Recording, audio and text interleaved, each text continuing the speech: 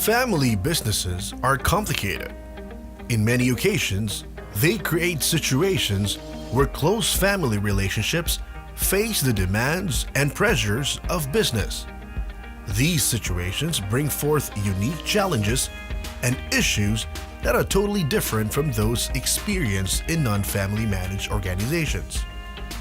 Problems like succession planning, conflicts of interest, and even setting up governance structure can be tough to deal with.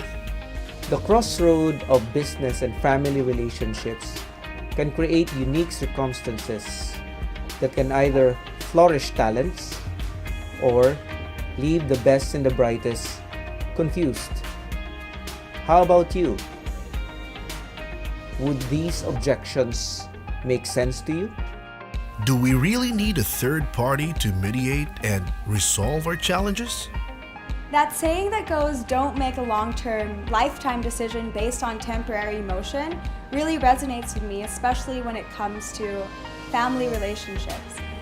Because it's really important that when you're angry or feeling emotional, you don't make those choices right away, and you call in someone who can help you be neutral about the decisions you make in a conflict. And that's why with Premier, they were able to build that trust as a mediator to help us soundly bring in the emotions and the logical part and really make better decisions. Premier's intervention is just too expensive. Others are less expensive than them. In our family businesses, we've hired a lot of consultants in our time, both local and international. And compared to some of those, Premier really isn't expensive. For one thing, you've got a much bigger and diverse team than we normally would get from consulting firms. So you have a lot of specialty that you can draw on. And that's what we liked about Premier. We thought they were good value for money, especially given the amount of contact hours you actually have with the team. This makes sense. Seems good. We need this. But not now yet. We are still okay. As you said, 9 out of 10 family business sadly fails. And of course, that's the reason why I want to share with you, and I was also invited, that I don't want these things to happen.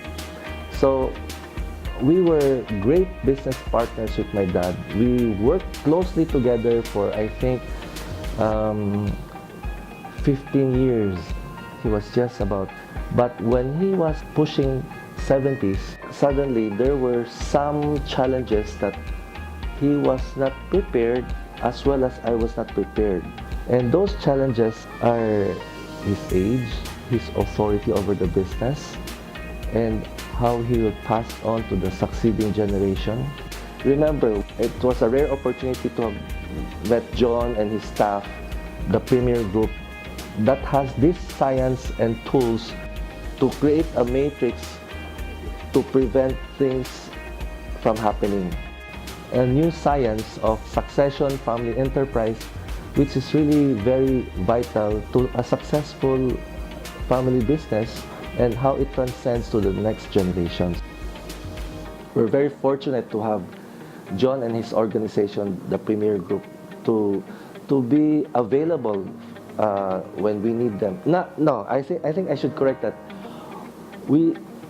It's not when we need them. It's when we still don't need them. That's when we should ask for them to assist. Because when the time comes we need them, more often than not, it's so difficult to untie the challenges that we'll be faced with in family conflicts. What they consider success is not what we consider success. What we consider success probably in our generation is hard work. From point A, we go to point B to point C. The millennials believe that they can draw wisdom on their own, and from point A, they believe they can go to point C. So we have to find a compromise or a healthy way of bringing these two generations into a synergy. If not, it will be a source of conflict. The millennials have their strength, but they also have their weakness. And if we don't recognize the strength and the weakness, that will become a very, very powerful conflict if we don't address it as early as now. And if we think we can just sweep it under the carpet, you're just waiting for a time bomb. So it's really important that all of us recognize that there is this need to address it, even if there is still no conflict seen. It's better prepared than it explodes in your face and nobody wants to touch it. It's too sensitive. That's when it's really trouble. Anyone probably below 50 or below 60 won't feel this yet, but you should anticipate, because by the time you push mid-60s or late 60s or early 70s, that's the time you feel you don't want to let go. As of now, you probably all feel that what's the problem letting go? But by that time, you'll hang on to your authority, you'll hang on to your influence, because you feel you become insignificant. As of now, you are the prime mover, the power of your companies. But by the time you reach late 60s, you won't feel that. And that's when all the emotions will come to play, and everything will not be done in a business-like, but will be mixed up with emotions, and the relationship becomes blurry with regards to, is this a business relation? Is this a professional relationship with your kids? It becomes all blurry because of emotions. And what causes that emotion is simply aging. You know, letting go doesn't mean, okay, at age 50 or 60, you have all the authority, I give you everything. Letting go is creating the process, the mechanisms of how we should conduct ourselves when we reach 50, when we reach 60, when we reach 70, and all of your kids have their own families. This mechanism should be in place. If the mechanisms are not in place, then chaos might come. So just be prepared, even if you think there will be no problem, because problem strikes when it's least expected.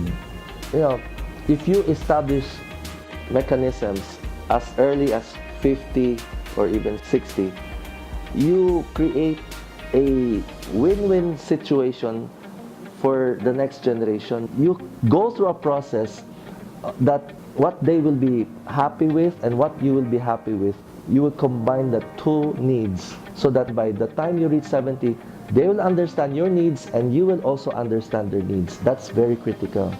You have to project and you have to anticipate what are your needs then, and how you will address it, and what are the mechanisms that you need to address so you can pursue what you want to happen and what they want to happen when you reach 60 or 70. Better get somebody outside Cebu, since Cebu is just small and they are from Cebu. Would word about us become known soon if we hire from Cebu? I find that in the Philippines, many times there is no line between business and personal, and that makes it really difficult, especially with community relationships. And with the Premier team, they're very professional, and sometimes being professional means that you have to draw the line of ethics. They were able to build that sense of not just familial trust with us, but also trust with us in a business sense. And that's what makes it most effective when dealing with very, very sensitive issues. Let's just send our people to trainings and courses and just do it ourselves. Could we just do it ourselves and save? Our family actually experienced in the early years a lot of emotional upheaval in the organization of the business. When we didn't have specialized in, our board meetings would get very heated and emotional because there was a lot more involved when you're working with family than just pure professionalism. So we wanted to bring people in who could help us be more professional. And that's one reason why we brought Premier in, because they are specialists who know about running a family business. And when maybe sometimes things might get a bit heated, we knew that we could go to them for an objective opinion and expertise. A lot of building family culture is a very personal matter. And so when you're super close to a topic or an issue, a lot of times we can't really see it from a bigger perspective. Having a third party there helps you broaden your perspective, helps you open your eyes to other perspectives, and even challenge your own perspective. And that's really important because just like having a sounding board, it's important to not just validate your concerns or talk about issues, but with that, really, you can see it more as a long-term investment because none of this happens overnight. It takes a while, and having someone there to help you through the process is really helpful. Manila is the center of the Philippines. People there are generally better. If we can afford it, why sell for someone from Cebu only? Well, we're a Cebu-based business, so we disagree that people in Manila are better than people in Cebu. In fact, we think there are a lot of Cebuano values that help us a lot in business. And we think that Premier is one of those businesses that have great Cebuano values. We have used Manila consultants in the past, and we found that a lot of the time was spent just emailing each other. While with Premier, it was different. We had a lot of face-to-face contact, and we found the warmth and direct communication really helpful, especially when it came to talking to the diverse group of our family members, right? Some of which were very old and some were very young. It was really useful when we put the family constitution together because if we were just relying on emails, we never would have heard from most of our family. What's happening to our family is very sensitive. It's not advisable to get an outsider. A lot of building family culture in business is very personal. And when we're too close to a matter, sometimes, we have those horse hooves where we're just looking straight and we can't see outside. And so with having a third-party perspective, not only are you allowed or encouraged to open up your eyes and see other perspectives, but your own perspective's challenged, and in this way you realize what you really want and what you would really like. This thinking out loud process doesn't happen overnight, so really it's a long-term investment. As partners of family businesses who inspire and influence family unity and sustainability of wealth across generations, Premier Family Business Consulting has uniquely put together 4 interconnected pillars of family, business, and ownership in a family enterprise plan. A holistic program that is aimed at strengthening your family's foundations, your relationships, and shared core ideologies, while carefully making fundamental preparations for a sustainable family enterprise management. The family will be able to be more aware of their own family business challenges, to embrace the science and realities of family business, learning together concepts and theories as one family, to build shared vision, mission, and core values in one direction as one family, to practice and enhance communication and conflict resolution skills,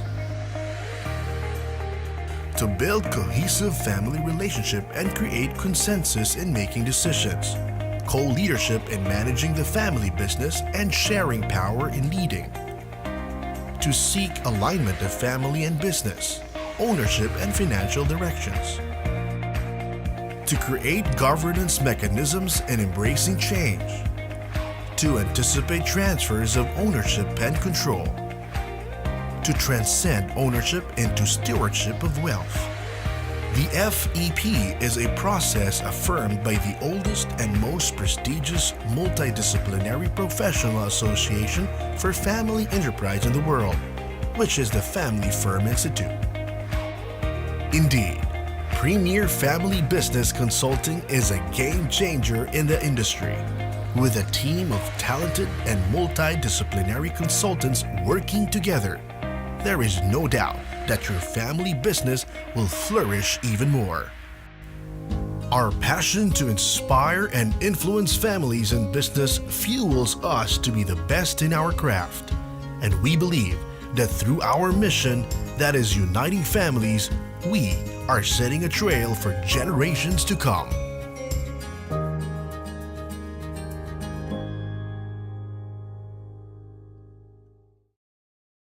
Sino Let's show each other respect.